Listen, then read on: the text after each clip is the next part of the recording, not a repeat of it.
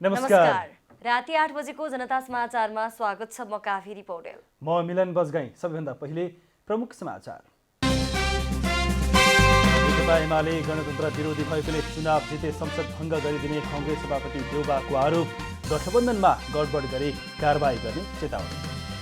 काठमाडौँको फोहोर व्यवस्थापनमा ध्यान दिने मेयरकी उम्मेद्वार सिंहको प्रतिबद्धता। बिना पर्खालको खुला काठमाडौँ बनाउने स्थापितको घोषणा।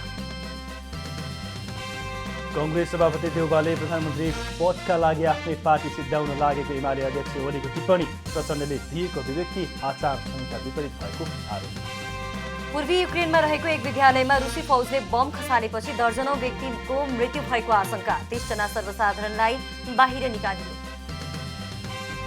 र इन्फाद्वारा मुख्य प्रशिक्षक अलमुथारी र बन्द प्रशिक्षण छाडेका खेलाडी बीचको विवादको सत्य तथ्य पहिचान गर्न 3 सदस्यीय कमिटी गठन।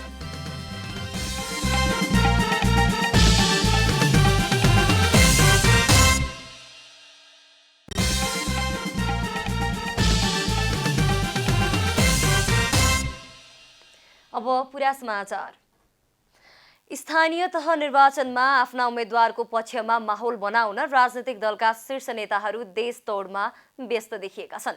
विशेष गरी सत्तारूढ 5 दलीय गठबन्धन र प्रमुख प्रतिपक्षी दलका शीर्ष नेताहरू देशका मुख्य शहरहरूमा चुनावी सभाको आयोजना गर्दै मतदाता रिझाउन व्यस्त देखिएका हुन्। स्थानीय तह निर्वाचन हुने दिन नजिकिँदै गएका बेला 5 दलीय सत्ता गठबन्धनले आइतबार पोखरामा आयोजना गरेको चुनावी सभालाई सम्बोधन गर्ने शीर्ष नेताहरूले गठबन्धन आजको आवश्यकता भएको दोहोर्याउनु भएको छ। नेपाली कांग्रेसका सभापति शेरबहादुर देउवाले कांग्रेसका लागि गठबन्धन सबैभन्दा बढी आवश्यक रहेकाले गठबन्धनलाई सघाउनु कांग्रेसको कर्तव्य भएको बताउनुभयो। उहाँले केपी शर्मा ओली र ओलीले नेतृत्व गरेको पार्टी प्रजातन्त्र र गणतन्त्रको खिलाफमा रहेको भन्दै ओलीले जिते भोलि नै संसद भङ्ग गरिदिन सक्ने आशंका व्यक्त गर्नुभयो। शङ्का उपशङ्का गर्ने काम गर्नै हुँदैन। त्यो गऱ्यो भनेदेखिलाई मैले तपाईँलाई भनिहालेँ, त्यो प्रमाण भयो भने त्यसलाई कारबाही समेत हुनेछ। त्यसैले जो पार्टीलाई फाइदा भएको छ गठबन्धनले, उहाँले अध्यक्ष प्रचण्डजीले महाराजा नेपालजीले उदार भएर हामीलाई सहयोग गर्नुभएको छ। त्यस्तै अरूले पनि सहयोग गरेको छ। जनता समाजवादी पार्टी पनि उदार भएर हामीलाई सरकारमा ल्याएको छ, हाम्रो मुख्यमन्त्री बनाएको छ, हाम्रो मन्त्रीहरू बनेका छन्। तैपनि काङ्ग्रेसको त कर्तव्य हो गठबन्धनलाई सफल पार्ने। त्यस्तै नेकपा माओवादी केन्द्रका अध्यक्ष पुष्पकमल दाहालले गठबन्धन प्रतिगामी षड्यन्त्रलाई परास्त गर्ने क्रममा जन्मिएको भन्दै निर्वाचनबाट प्रतिगामी षड्यन्त्रलाई परास्त गर्न जरुरी रहेको बताउनुभयो। उहाँले भरतपुरमा सत्ता गठबन्धनले नजिते राजनैतिक दुर्घटनाको खतरा छ भन्ने आफ्नो भनाइलाई कतिपयले गलत अर्थ लगाएको गुनासो समेत गर्नुभयो। कतिपय मानिसहरूले मैले जनता धम्क्यायो, हामीलाई नजिताए दुर्घटना हुन्छ भन्यो भनेर पनि गलत अर्थ लगाइएको छ। म फेरि पनि गम्भीर रूपले भन्न चाहन्छु, यो गठबन्धन देशलाई राजनीतिक दुर्घटनाबाट बचाउनको लागि जन्मिएको हो। यदि यो गठबन्धन दायाँ बायाँ भयो भने देश फेरि राजनीतिक दुर्घटनामा जान सक्छ। त्यसकारण राजनीतिक दुर्घटनाबाट बचाउनको निम्ति गठबन्धनलाई सफल गर्न म विशेष रूपले अपिल गर्न चाहन्छु। नेकपा एकीकृत समाजवादी पार्टीका अध्यक्ष माधव कुमार नेपालले 5 दलीय गठबन्धनले जनताको मन जित्दै आएको दावी गर्नुभयो। एमाले अध्यक्ष ओली व्यक्तिवादी र दक्षिणपन्थी भएको आरोप लगाउनुभएका अध्यक्ष नेपालले दम्बका कारण ओलीले शक्ति गुमाउनु परेको भन्दै आफू मात्र ठुलो हुँ भन्ने दम्ब कसैले गर्न नहुने बताउनुभयो। कहिलेकाहीँ काङ्ग्रेसमा दम्ब हुन्छ, हामी धेरै शक्तिशाली छौँ, दम्ब नराख्नुहोस्, सबैको शक्तिलाई स्वीकार गर्नुपर्छ। त्यतिकै उम्रेर आएका होइनन् यिनीहरू, इतिहासका कालखण्डमा दशकौं बिताएका छन्। सत्ता गठबन्धन र एमाले पोखरा महानगरपालिकाको निर्वाचनलाई प्रतिष्ठाको रूपमा लिएका छन्। पोखरा महानगरपालिकाको मेयर पदमा सत्ता गठबन्धनको तर्फबाट नेकपा एकीकृत समाजवादीका धनराज आचार्य र एमालेबाट कृष्ण थापा उम्मेद्वार रहेका छन्। काठमाडौँ महानगरपालिकाको मेयरमा उम्मेद्वार दिनुभएका नेकपा एमालेका उम्मेद्वार केशव स्थापित नेपाली कांग्रेसकी मेयर उम्मेद्वार सृजना सिंह लगायतले आफ्नो प्रतिबद्धता जनाउनु भएको छ। सत्तारूढ गठबन्धनको तर्फबाट काठमाडौँको महानगरपालिकाको मेयरकी उम्मेद्वार सृजना सिंहले आफू मेयर भएपछि काठमाडौँ महानगरपालिका भित्रका घर परिवारमा बच्चा जन्मिएपछि एक बिरुवा रोप्ने अभियान सुरु गर्ने बताउनु भएको छ। आइतबार काठमाडौँमा आयोजित बागमती किनारका पालिकाहरूमा प्रमुख र उपप्रमुखका उम्मेद्वारहरूसँगको अन्तर्क्रिया तथा प्रतिबद्धता कार्यक्रममा बोल्दै उहाँले काठमाडौँमा फोहोरको व्यवस्थापन गर्न कुनै ठूलो कुरा नभएको भन्दै यो व्यवस्थापन गर्न नजान्दा भएको कमजोरी रहेको बताउनुभयो। किनभने म यहाँ एकदमै म लागिरहेको महिला हुँ। म यो नदीका किनारहरू हरियाली हुनुपर्छ, पार्क बन्नुपर्छ भनेर म सधैँ लागिरहेको म एउटा सामाजिक अभियन्ता हुँ। म लागिरहेको पनि छु, मैले गरिरहेको पनि छु। अझ म त भन्छु सबैजनाले आफ्नो घरमा आफ्नो छोरा होस्, नाति होस् अथवा आफ्नो बच्चाहरू ठुला भइसकेका छ भने पनि बाबुआमाको नाममा भए पनि एउटा बागमा नदीका किनारहरूमा आएर रुख रोपिदिनु होला भनेर म सम्पूर्ण दाजुभाइ दिदीबहिनीहरूलाई म आग्रह गर्न चाहन्छु। त्यस्तै नेकपा एमालेको तर्फबाट काठमाडौँ महानगरपालिकाको मेयरमा उम्मेद्वारी दिनुभएका नेता केशव स्थापितले आफू मेयर बनेपछि काठमाडौँलाई बिना पर्खालको खुला काठमाडौँ बनाउने घोषणा गर्नुभएको छ। मेयरका उम्मेद्वार स्थापितले अझै पनि काठमाडौँमा 1/3 भाग खुला भएको दावी गर्नुभयो। उहाँले काठमाडौँभित्र रहेका 247वटा निजी तथा सरकारी ठाउँमा लगाएका पर्खाल भत्काउने र सबैलाई प्रवेश दिने व्यवस्था गर्ने घोषणा गर्नुभयो। मेयरका उम्मेद्वार स्थापितले स्विजरल्यान्ड पार्कमा अक्सिजन प्लान्ट स्थापना गर्ने र त्यसको लागत महानगरले बेहोर्ने घोषणा गर्नुभयो। उहाँले काठमाडौँमा 48 अर्ब राजस्व उठाउन बाँकी रहेकोले आफू मेयर भएपछि हरेक दिन जनताको गुनासा सुनेर तत्काल समस्या समाधान गर्ने घोषणा गर्नुभयो। मेयरका उम्मेद्वार स्थापितले नदीलाई सानो बनाएर दायाँ बायाँबाट सडक निकाल्ने र नदी क्षेत्रलाई व्यवस्थित गर्ने प्रतिबद्धता जनाउनुभयो। ओपन काठमाडौँका नो वाल त्यहाँ अपराध गर्ने भएको चाहिँ पर्खाल लाउने भनेको त्यसैले चाहिँ तपाईँको कल्पना गर्नुपर्छ 1 वर्षभित्र अब मेरो खुबी भनेकै अलिक तोडफोड गर्ने भन्ने छ नि, त्यो चाहिँ म चाहिँ गरौँला भन्ने प्रतिक्रिया हो। अब फाइनली वरिपरिको यहाँ चाहिँ मैले 60वटा जति चाहिँ स्पेस चाहिँ छ। स्विजरल्यान्ड पार्क भन्यो तपाईँले चाहिँ त्यहाँ गएको केही पनि छैन। त्यसलाई चाहिँ हामीले चाहिँ अक्सिजन पार्कको रूपमा रूपान्तरण गर्छौँ। त्यसको सबै लागत चाहिँ काठमाडौँ महानगरपालिकाले बेहोर्छ। त्यस्तै विवेकशील साझा पार्टीबाट काठमाडौँको मेयरमा उम्मेद्वारी दिनुभएकी नेत्री समीक्षा बास्कोटाले आफू मेयरमा जितेपछि सबैभन्दा पहिले फोहोर व्यवस्थापनमा ध्यान दिने बताउनुभयो। उहाँले घरबाट नै फोहोरको व्यवस्थापन गर्न सकिने बताउँदै घरबाट नै कुहिने र नकुहिने फोहोर छुट्याउनु पर्ने बताउनुभयो। सबैभन्दा पहिला हाम्रो फोहोर व्यवस्थापन हुनु पर्यो र यो फोहोर व्यवस्थापन सबैभन्दा ठुलो स्रोत भनेको हाम्रो घरबाटै फोहोर चाहिँ सेग्रिगेट हुनु पर्यो, छुट्टिने हुनु पर्यो। कुहिने र नकुहिने फोहोर घरमै छुट्टिनु पर्यो। त्यसलाई हामीले छुट्टै कलेक्सन गर्न पर्यो र कुहिने फोहोरबाट जैविक मल उत्पादन गर्न सक्नु पर्यो र नकुहिने फोहोरबाट रिसाइकल गरेर रियुज गरेर हामीले पुनः प्रयोग गर्न मिल्ने खालका सामानहरू चलाउनु पर्यो। मेयरकी उम्मेद्वार बास्कोटाले काठमाडौँ महानगरपालिकाभित्र रहेका खुल्ला क्षेत्रलाई सर्वसुलभ पार्क बनाउने आफ्नो पार्टीको योजना रहेको बताउनुभयो। नेकपा एमालेका अध्यक्ष केपी शर्मा ओलीले कांग्रेस सभापति शेरबहादुर देउवाले प्रधानमन्त्री पदका लागि आफ्नो पार्टी सिद्ध्याउन लागेको टिप्पणी गर्नुभएको छ। आइतबार चितवनमा आयोजित चुनावी सभामा बोल्दै पूर्व प्रधानमन्त्री समेत रहनुभएका अध्यक्ष ओलीले पार्टी सिद्धिने अवस्थामा पुग्दा पनि कांग्रेस कार्यकर्ताहरू के हेरेर बसेका छन् भनी प्रश्न समेत गर्नुभयो। उहाँले कांग्रेस कार्यकर्ताहरू प्रचण्डका छोरी रेणु दाहाललाई फेरि पनि भोट हाल्नु परेकोमा पीडामा रहेको पनि पटक पटक जिकिर गर्नुभयो। प्रचण्डले केही दिन अघि भरतपुर पुगेर आफ्नी छोरीलाई मत हाल्न कांग्रेस कार्यकर्तालाई धम्क्याउने काम गरेको भन्दै ओलीले निर्वाचन आचार संहिता विपरीत हुने गरी यसरी धम्क्याउन नपाउने तर्क गर्नुभयो। उहाँले प्रचण्डले सृजना सिंहको र प्रधानमन्त्री देउवाले रेणु दाहालको मत मागेर हिँडिरहेका बेला फरक दलको प्रचार नगर्न भनी निर्वाचन आयोगले भने पनि कारबाही भने गर्न नसकेको आरोप लगाउनुभयो। उहाँले निर्वाचन आयोगले सत्तारूढ गठबन्धन बाहेकलाई मात्रै निर्वाचनको आचार संहिता लगाउने गम्भीर आशंका पनि व्यक्त गर्नुभयो।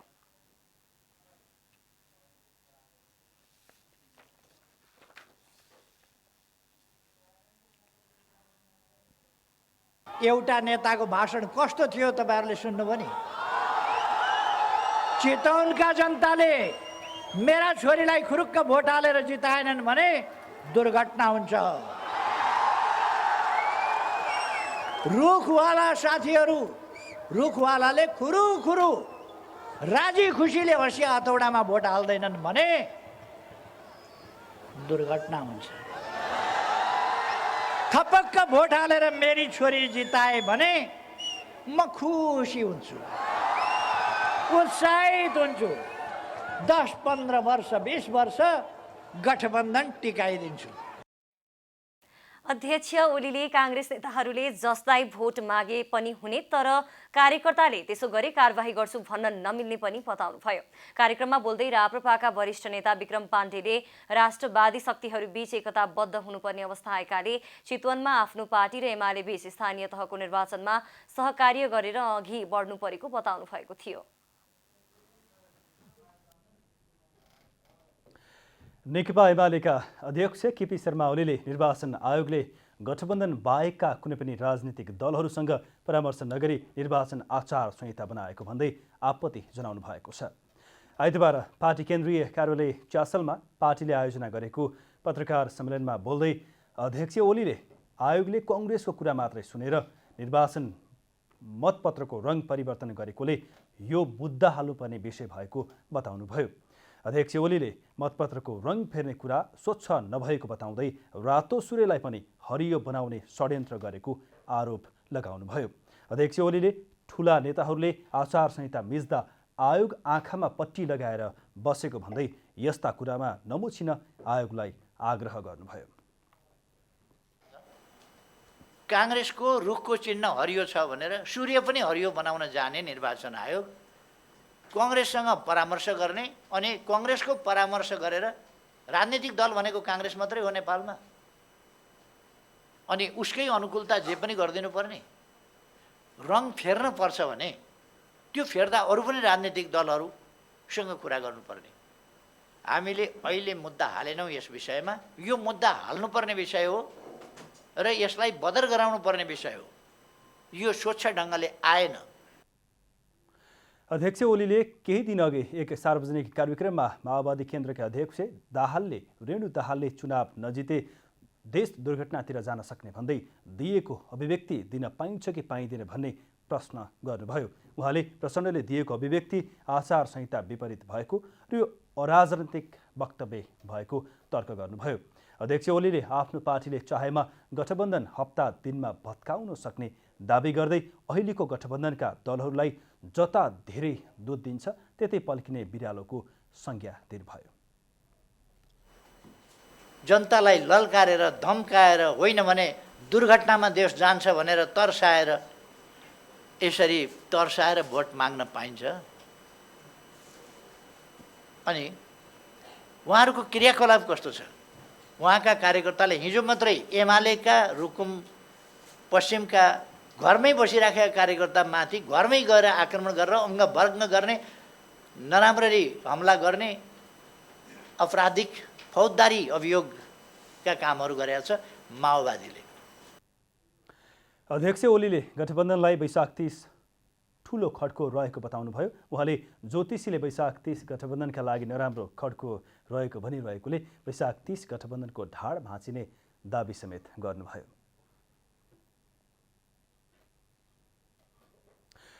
सत्तारूढ गठबन्धनको तर्फबाट काठमाडौँ महानगरपालिकाकी मेयर उम्मेद्वार सृजना सिंहले स्थानीय सरकारले ध्यान पुर्याउन नसक्दा काठमाडौँको मौलिक सभ्यताहरू लोप हुने अवस्थामा पुगेको बताउनु भएको छ। आइतबार काठमाडौँमा आयोजित बुद्धिजीवी भेला तथा छलफल कार्यक्रमलाई सम्बोधन गर्दै उम्मेद्वार सिंहले काठमाडौँ उपत्यकामा भएका मौलिक सभ्यता र परम्पराको संरक्षण गर्न स्थानीय सरकारले ध्यान नदिएको बताउनु भएको हो। उहाँले स्थानीय सरकारले राजनीति मात्र गरेका कारण मौलिक सभ्यता र सम्पदाहरू लोप हुने अवस्थामा पुगेको बताउनुभयो। आफू काठमाडौँको मेयरमा निर्वाचित भएमा सम्पदाको संरक्षण र सम्वर्धनमा विशेष ध्यान पुर्याउने उहाँले बताउनुभयो। काठमाडौँ भनेको यो ऐतिहासिक सहर हो। यो विश्व सम्पदा सूचीमा पनि परेको सहर। यस सहरका थुप्रै आफ्नै मौलिक सभ्यताहरू सम्पदाहरू छ। त्यति मात्रै होइन, यहाँका मूर्तिकला, वास्तुकला, यहाँका चित्रकला, थुप्रै यहाँका नाटक पनि भन्नुहोस्, यहाँका अरू कलाकारिताहरू भैरव नाचदेखि लिएर यहाँका कलाकारिता पनि आफ्नै मौलिक र यहाँको सबै चिजहरू छ, तर त्यो लोप हुने अवस्थामा गइरहेको छ। त्यसैगरी कार्यक्रममा बोल्दै वरिष्ठ कलाकार निर शाहले काठमाडौँ महानगरपालिकाकी मेयर उम्मेद्वार सृजना सिंहसँग अर्का उम्मेद्वार केशव स्थापितको तुलना गर्न नमिल्ने बताउनुभयो। सिंहलाई विगतमा सरकारले नजरबन्दमा राखेको उल्लेख गर्दै उहाँले स्थापितलाई भने राजाले राज्यकोषको प्रयोग गर्न पाउने गरी मेयर पदमा नियुक्त गरेको बताउनुभयो। पार्टीको स्वार्थका लागि नै स्थापितलाई राजासँग गहिरो सम्बन्ध बनाउनका लागि उहाँको तत्कालीन पार्टीले सो पदमा पठाएको उहाँले दाबी गर्नुभयो। सुख सुविधा दिएर तिनलाई सरकारी राज्य कोष प्रयोग गर्न पाउने गरिकन यही मेयर पदमा नियुक्त गर्नुभएको होइन। नजरबन्दमा रहने नेत्री सिर्जना सिंहसँग राजाको राज्य कोषबाट सुविधा भोग्ने मान्छेको कुनै तुलना हुन्छ? वरिष्ठ कलाकार शाहले काठमाडौँ महानगरपालिकाको मौलिक सभ्यताहरूको संरक्षण र सम्वर्धन गर्न मेयरमा सिंहलाई विजय गराउनुपर्ने धारणा राख्नुभयो। जलवायुविदहरूले स्थानीय तहको निर्वाचनका दिन मुलुकभर वर्षा हुने प्रक्षेपण गर्दै आवश्यक पूर्व तयारी गर्न सम्बन्धित सबैलाई सचेत गराएका छन्। बङ्गालको खाडीमा वैशाख 23 गतेदेखि उत्पन्न न्यून चापीय अवस्था आइतबारको दिन समुद्री आँधीको रूपमा विकसित हुँदै गएको र त्यसको असर नेपालमा पनि पर्ने भएकाले आवश्यक पूर्व तयारी गर्न विज्ञहरूले सुझाएका हुन्। पछिल्लो विकसित प्रणालीबारे जलवायुविद डाक्टर धर्मराज उप्रेतीले आसानी नाम दिएको यस आँधी निकै तीव्र गतिमा चलेको बताउनुभयो। सो आँधीको असर भारतको उडिसा लगायत तटीय क्षेत्रमा बढी देखिने र नेपालमा भने वैशाख 28 गतेदेखि प्रभाव देखिने उप्रेतीले बताउनुभयो। वैशाख 30 गते स्थानीय तहको निर्वाचनका दिन वर्षा हुने पूर्वानुमान गरिएकै समयमा बङ्गालको खाडीमा विकसित भएको न्यून चापीय अवस्थाका कारण विशेष गरेर पूर्वी नेपालमा वर्षा गराउने उप्रेतीले बताउनुभयो। 25 गतेदेखि बे अफ बङ्गालमा अर्थात् बङ्गालको खाडीमा एउटा न्यून चापीय अवस्था चाहिँ समुद्री आँधीको रूपमा विकसित भएको छ। यो न्यून चापीय अवस्था केही दिन अगाडिदेखि यो वैशाख 22 गतेदेखि उत्पन्न भएको थियो र विकसित हुँदै हुँदै गर्दाखेरि चाहिँ आजदेखि त्यसले समुद्री आँधीको रूप लिएको छ र जसलाई चाहिँ भारतको मौसम विज्ञान विभागले त्यसको नाम चाहिँ आसानी नामको समुद्री आँधी दिएको छ। जलवायुविद डाक्टर उप्रेतीले निर्वाचनको दिनमा पानी पर्ने सम्भावनालाई मध्यनजर गर्दै मतपत्र मतपेटिका लगायतको सुरक्षामा ध्यान दिन सुझाव दिनुभएको छ। जनता समाचारमा छोटो विश्राम।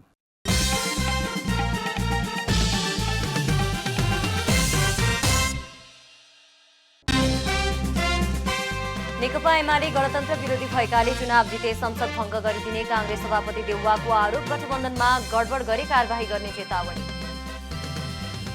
काठमाडौँको फोहोर व्यवस्थापनमा ध्यान दिँदै मेयर जिम्मेवार सिंहको प्रतिबद्धता, बिना पर्खालको खुला काठमाडौँ बनाउने स्थापितको घोषणा।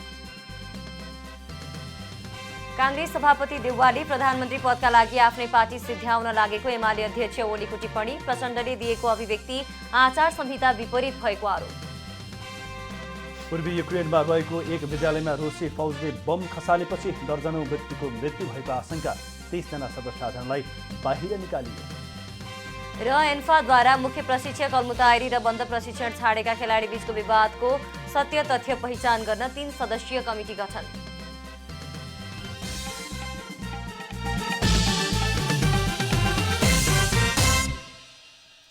जनता समाचारमा अब थप समाचार। वैशाख 30 गते हुने स्थानीय तहको निर्वाचनमा उम्मेद्वार र मतदाता उत्साहित भएर चुनावी प्रचार प्रसारमा लागि परेका छन्। साथै प्रचार प्रसारको नाममा हुने भिडभाडले कोरोना संक्रमणलाई बढावा दिन्छ कि भन्ने त्रास पनि बढिरहेको छ। स्थानीय तहका उम्मेद्वारहरू वैशाख 30 गते हुने निर्वाचनको तयारीमा लागेका छन्। विगतमा अत्यधिक कोरोना संक्रमणबाट ग्रसित भएर गुज्रिएको नागरिक सामान्य अवस्थामा आएको धेरै समय भएको छैन। स्वास्थ्य मन्त्रालयको पछिल्लो 2 हप्ताको तथ्याङ्क अनुसार दैनिक 20 जनाको हाराहारीमा कोरोना संक्रमित भेटिने गरेका छन्। पछिल्लो समय छिमेकी मुलुकमा कोभिड संक्रमितको संख्या बढ्दो अवस्थामा रहेको छ। यही सन्दर्भमा निर्वाचनको क्रममा हुने गरेको भिडभाडले कोभिडको खतरा बढाउने हो कि भन्ने आशंका बढाएको छ। यदि चुनावलाई मध्यनजर गर्दै चुनावी प्रचार प्रसार लगायतका गतिविधिहरूमा संवेदनशीलता अपनाउन सकिए संक्रमणको जोखिमलाई कम गर्न सकिने स्वास्थ्य मन्त्रालयका सहप्रवक्ता समीर कुमार अधिकारीले बताउनुभयो।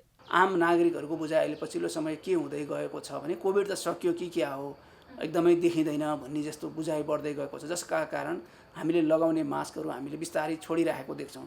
मान्छेको भेटघाटहरू अलिक बढाइरहेको देख्छौँ, त्यो पनि असुरक्षित तरिकाले।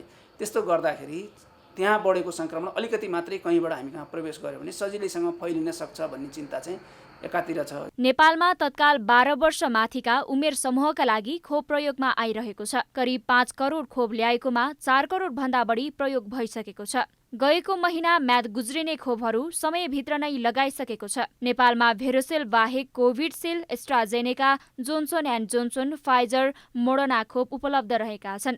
त्यस्तै हरेक स्थानीय तहले जिल्लाहरूमा समन्वय गरेर बाँकी रहेका लक्षित जनसङ्ख्याको आधारमा खोप अभियान सञ्चालन गरेका छन्। साथै निर्वाचनका दिन मतदान केन्द्रमा खोप लगाउन सम्भव नभएको अधिकारीको भनाइ छ। लक्षित जनसङ्ख्याको को बाँकी हुनुहुन्छ, कति बाँकी हुनुहुन्छ, त्यसका आधारमा हरेक स्थानीय तहहरूमा खोप अभियानहरू निरन्तर चलिरहेका छन्। त्यहाँ भएका अरू गतिविधिहरूलाई पनि हेरेर अरू जनस्वास्थ्यका अरू गतिविधिहरू पनि नरोकिउन् भनेर व्यवस्थापन गरिएको छ। हामी निर्वाचनभन्दा अगाडि पनि खोप लगाउँछौँ, निर्वाचनभन्दा पछि पनि निरन्तर खोप लगाउँछौँ। निर्वाचनकै दिन चाहिँ खोप लगाउन सम्भव त्यति धेरै व्यावहारिक हिसाबले देखिँदैन। मताधिकार प्रयोग गर्ने सन्दर्भमा खोप लगाए अथवा नलगाएकै कारणले मताधिकार प्रयोग गर्नबाट वञ्चित गर्न पाइँदैन, त्यस्तो व्यवस्था अहिलेसम्म हामीले जानकारी पाएका छैनौँ। भनेको खोप कार्ड अनिवार्य छैन।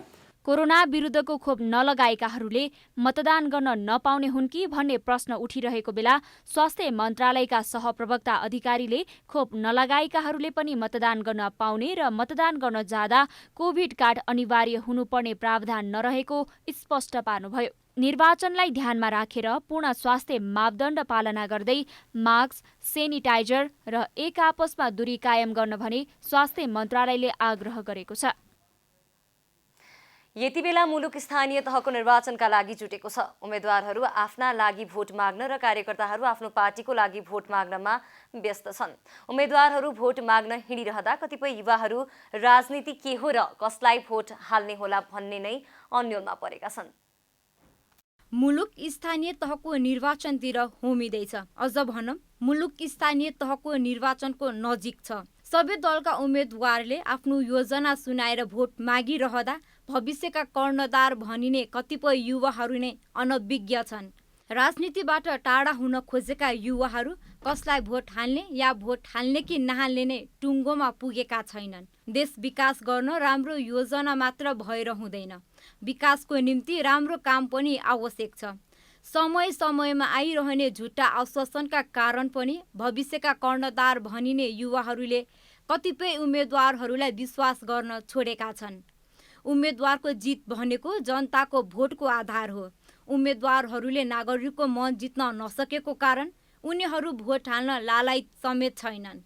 उतै जानुपर्छ कि जाउँ कि नजाने, अब के गर्ने, अब गाडी भाडा फ्री गरे जाने हो, नभए कहाँ जाने। अब त्यही होइन त, लकडाउनले पैसा सबै खाइसकेको छ। युवाहरूले राजनीति पढ्न र बुझ्न मात्रै होइन, सेवामा समर्पित हुन समेत आवश्यक छ। पछिल्लो समय हेर्ने हो भने युवाहरू राजनीतिको विषयमा अनभिज्ञ र वृत्तृष्णा देखाएर पन्छिन खोजेको देखिन्छ। शासनको अधिकार दिनका लागि शासकको चयन गर्न सक्नु न्यूनतम शर्त हो। वृत्तृष्णा देखाएर पन्छिने गर्नाले समेत गलत व्यक्तिको जितलाई सहज बनाइरहेको हुन्छ। युथ नै मलाई त्यति पोलिटिक्सको बारेमा त्यति थाहा नै छैन। अनि त्यहाँ पोलिटिक्समा जान चाहिँ पहिल्यैदेखि नै अवेरनेस चाहिन्छ, अनि त्यसमा चाहिँ इनडेप्थ नलेजहरू चाहिन्छ जस्तो लाग्छ। देशमा लामो समयदेखि समाधान हुन नसकेको समस्या मध्ये बेरोजगारी मुख्य हो। विदेशिनु पर्ने बाध्यता, सेवा विस्तारमा अस्तव्यस्तता जस्ता समस्याका कारण आजित हुनु अस्वाभाविक भने होइन। पढ्यो त्यसपछि के गर्ने भन्दा विदेश जाने भन्ने छ र कतिजना त पढ्दा पढ्दै नै विदेश जानुहुन्छ होइन। त्यही भएर चाहिँ हामीले नेपालमा एउटा अपर्च्युनिटी मात्रै युथको लागि भनेर क्रिएट गरिदियो भने चाहिँ सायद हामी विदेशिनु पर्दैन होला होइन। त्यही भएर चाहिँ आफ्नै देशमा केही क्रिएटिभ वर्कहरू गर्न सक्छौँ होला भन्ने लाग्छ मलाई। आजका युवाहरू भोलिका देशका कर्णधार हुन्। युवाहरूलाई मात्र नभई स्थानीय बासिन्दा, महिला, बालबालिका सबैमा आएका उम्मेदवारहरूको ध्यान जान आवश्यक छ।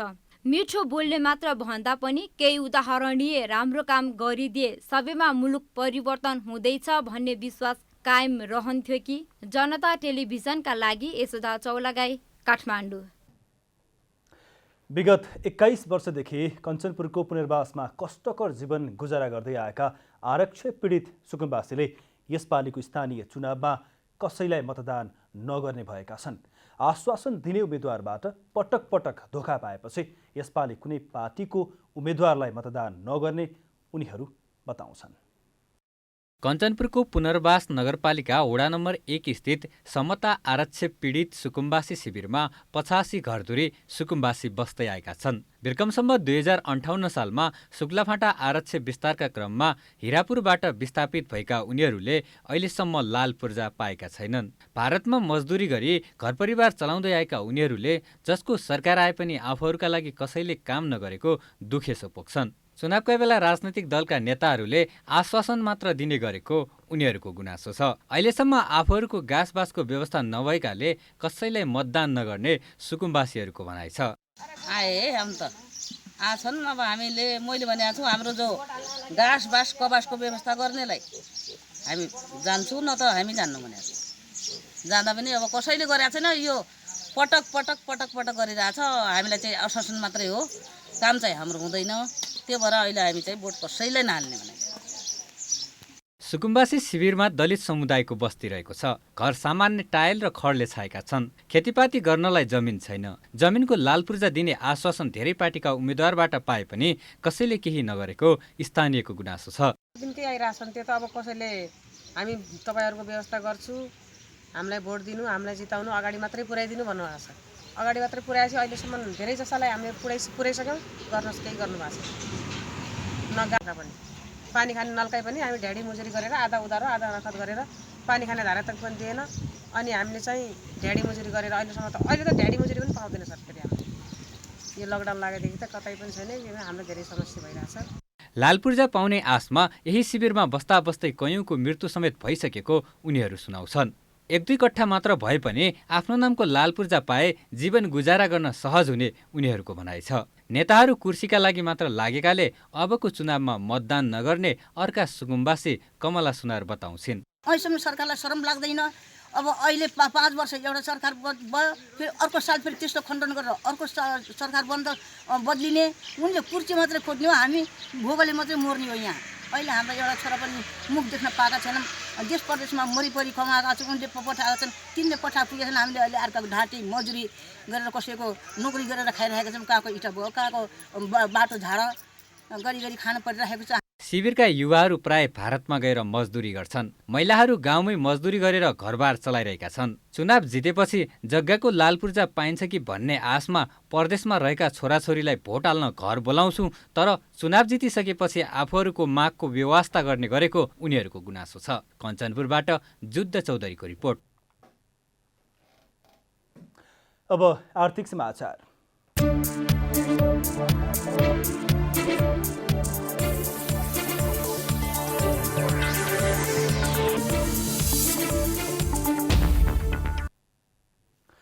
नेपाल कृषि प्रधान देश हो, तर खेतीयोग्य जमिन खण्डीकरण गर्ने प्रचलन बढ्दो छ। जमिन खण्डीकरण गर्दा खेतीयोग्य जमिनको अभाव हुने हुँदा स्वदेशी उत्पादनमा कमी आएको नेपाल कृषि अनुसन्धान परिषदले बताएको छ।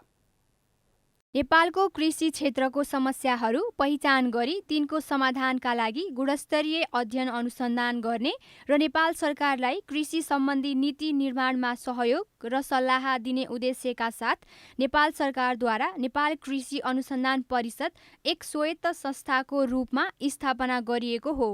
कृषि सम्बन्धी उच्च स्तरीय अध्ययन तथा अनुसन्धान गर्ने, कृषि क्षेत्रका समस्याको निराकरण गर्ने र राष्ट्रिय कृषि नीति तर्जुमाका लागि नेपाल सरकारलाई आवश्यक सहयोग पुर्याउने कार्य भए तापनि नेपाल सरकारको नजरबाट ओझेलमा पारिएको गुनासो परिषदले गरेको छ। नेपाल कृषि अनुसन्धान परिषदले परिषदको 31औं वार्षिक उत्सवको अवसरमा आयोजना गरेको कार्यक्रममा बोल्दै नार्कका कार्यकारी निर्देशक डाक्टर दीपक भण्डारीले नेपालमा खेतीयोग्य जमिनको खण्डीकरण गर्ने प्रचलन बढ्दै गएको हुँदा त्यसको असर देशको अर्थतन्त्रमा र कृषि क्षेत्रमा पर्ने बताउनुभयो। समग्रमा नेपालको कृषि क्षेत्रमा मुख्यतः एउटा चक्लाबन्दीको समस्या छ। जमिनहरूको खण्डीकरण पहिलो, दोस्रो सिँचाइको सुविधा भने जतिको पुर्याउन सकेका छैनौँ तेस्रो मलखातको भयो र चौथो चाहिँ तपाईँको आएर आधुनिक प्रविधिहरू हामीले छिमेकी देशहरूको तुलनामा त्यो अनुसारको हामी तयार गर्न सकेका छैनौँ। त्यस्तै नेपालको सन्दर्भमा उचित सेवा र बजारको व्यवस्थापन हुन नसक्दा आयातित वस्तुमा भर पर्नुपर्ने अवस्था छ।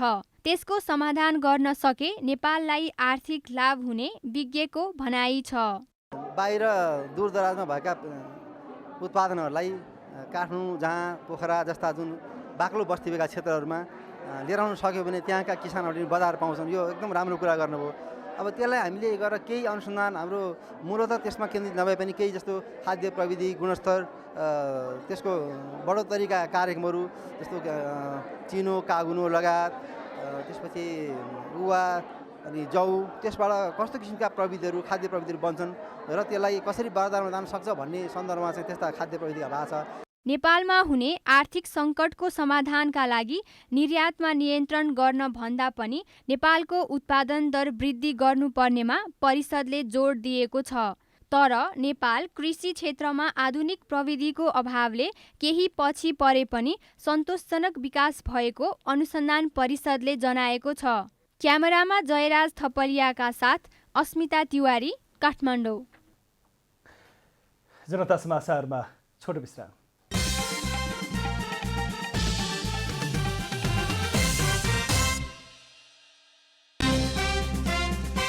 नेकपा एमाले गणतन्त्र विरोधी भएकाले चुनाव जिते संसद भङ्ग गरिदिने काङ्ग्रेस सभापति देउवाको आरोप, गठबन्धनमा गडबड गरे कारबाही गर्ने चेतावनी। काठमाडौँको फोहोर व्यवस्थापनमा ध्यान दिने मेयरकी उम्मेद्वार सिंहको प्रतिबद्धता, बिना पर्खालको खुल्ला काठमाडौँ बनाउने स्थापितको घोषणा। काङ्ग्रेस सभापति देउवाले प्रधानमन्त्री पदका लागि आफ्नै पार्टी सिध्याउन लागेको एमाले अध्यक्ष ओलीको टिप्पणी, प्रचण्डले दिएको अभिव्यक्ति आचार संहिता विपरीत भएको आरोप। पूर्वी युक्रेनमा रहेको एक विद्यालयमा रुसी फौजले बम खसालेपछि दर्जनौं व्यक्तिको मृत्यु भएको आशंका, 30 जना सर्वसाधारणलाई बाहिर निकालियो। र एन्फाद्वारा मुख्य प्रशिक्षक अल्मुतायरी र बन्द प्रशिक्षण छाडेका खेलाडी बीचको विवादको सत्य तथ्य पहिचान गर्न 3 सदस्यीय कमिटी गठन।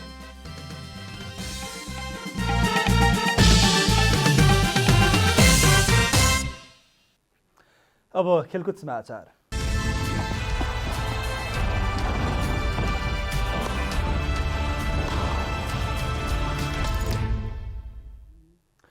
अखिल नेपाल फुटबल संघ एन्फाले मुख्य प्रशिक्षक अब्दुल्ला अल्मुतायरी र बन्द प्रशिक्षणमा छाडेका खेलाडीहरूबीचको विवादको सत्य तथ्य पहिचान गर्न 3 सदस्यीय कमिटी गठन गरेको छ।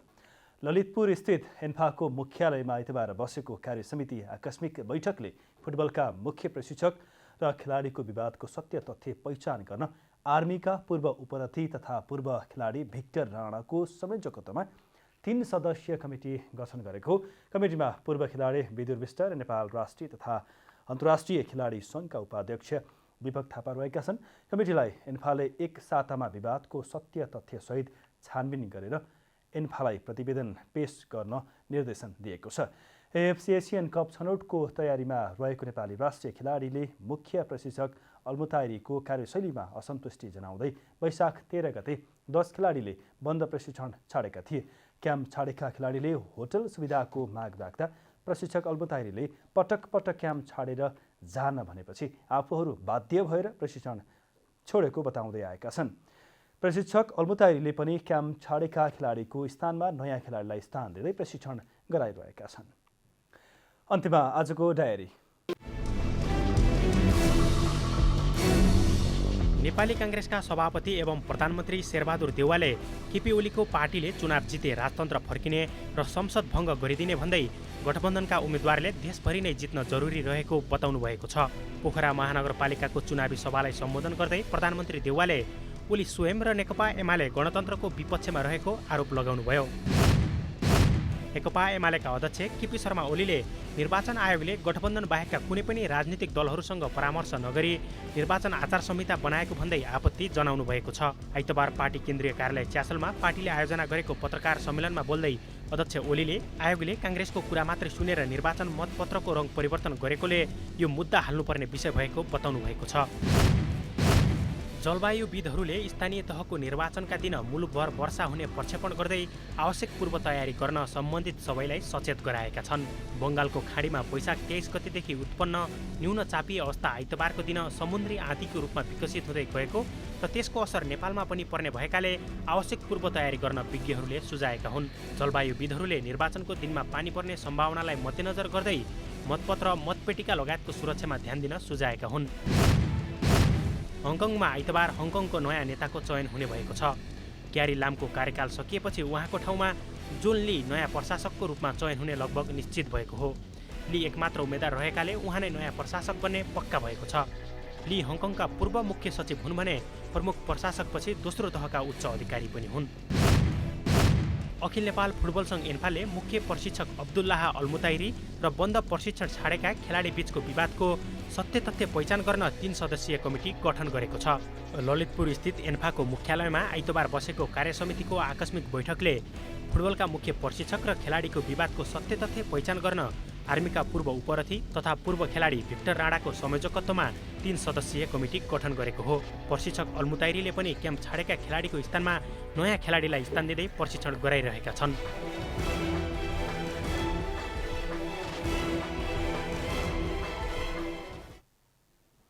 जनता समाचार अहिलेलाई यति नै। जनताद्वारा जनताका लागि प्रसारित जनता टेलिभिजनका कार्यक्रमहरू युट्युब, ट्विटर, फेसबुक र हाम्रो वेबसाइट जनतासमाचार.com मा पनि पढ्न र हेर्न सक्नुहुनेछ। नमस्कार।